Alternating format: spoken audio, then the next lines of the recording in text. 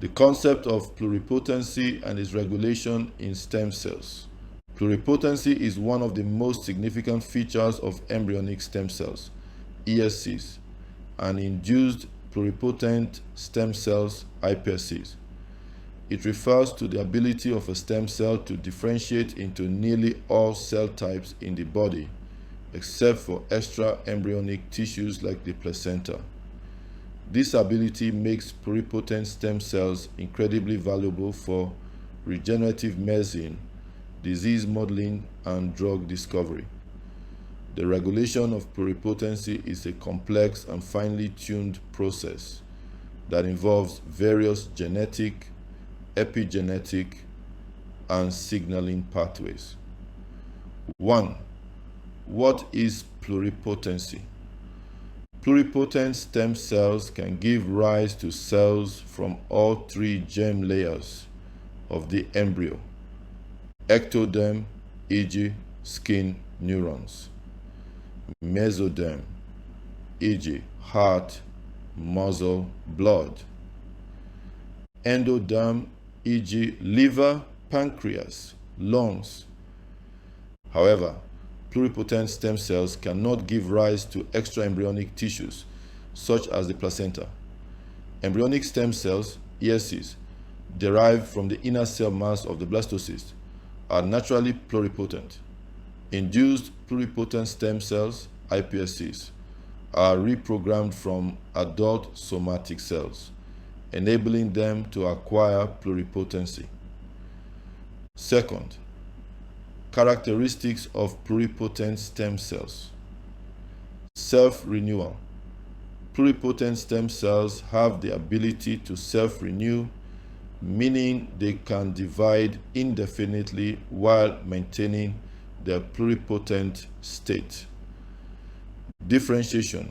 They can differentiate into all the specialized cell types of the body, such as neurons, muscle cells, heart cells, and liver cells. Clonality.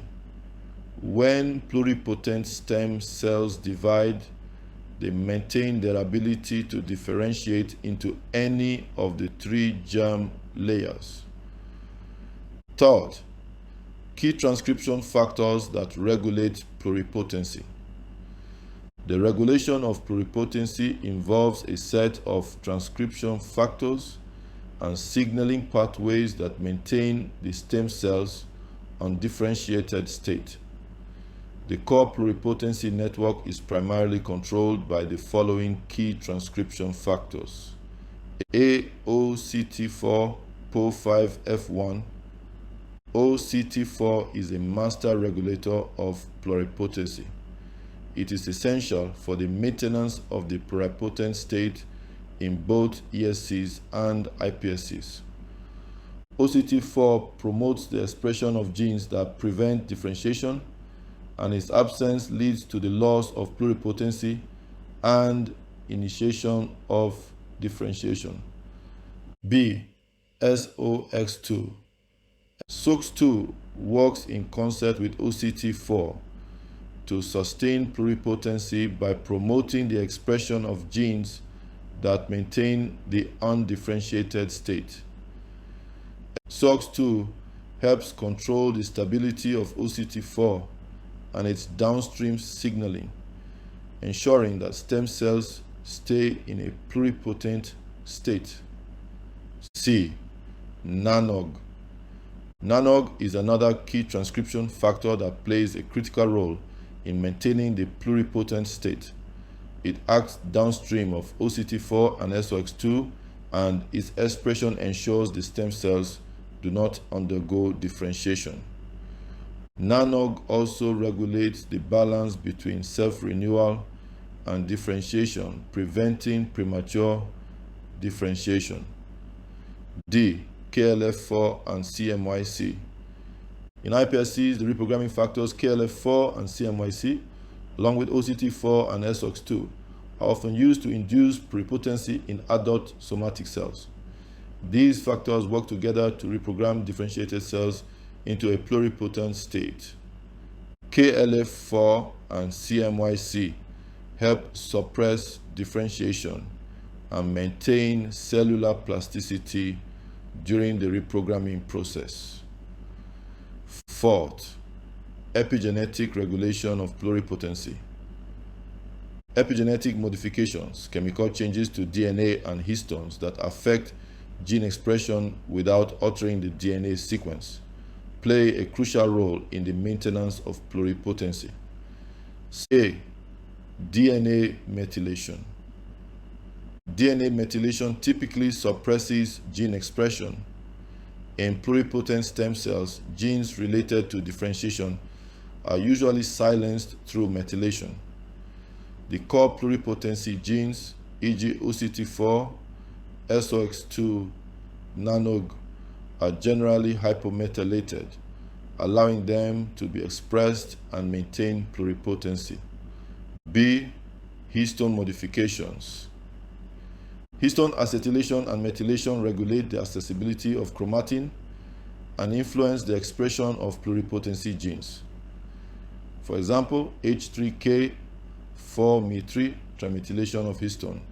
H3 at lysine 4 is associated with the activation of pluripotency genes, while H3K 27-Me3 trimethylation of histone H3 at lysine 27 is associated with gene silencing. C. Chromatin remodeling. Chromatin remodeling factors help in the rearrangement of the chromatin structure to make it more accessible for transcription factors. The activity of these factors is crucial for maintaining a balanced epigenetic state that favors pluripotency. Fifth, signaling pathways regulating pluripotency. Several signaling pathways also play key roles in maintaining pluripotency and regulating the transition from stem cell self-renewal to differentiation. A. The WNT beta-catenin signaling pathway.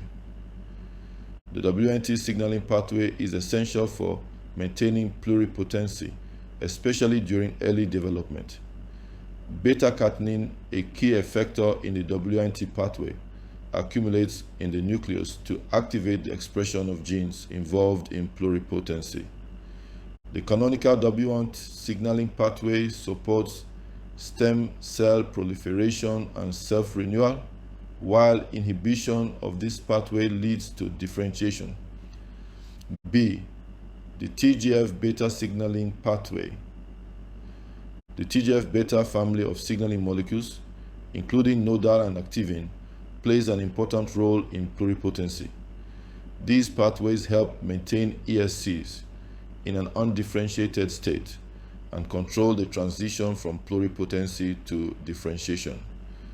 SMAD proteins are key transducers in this pathway, regulating the expression of genes involved in pluripotency and differentiation. C. The FGF/ERK pathway.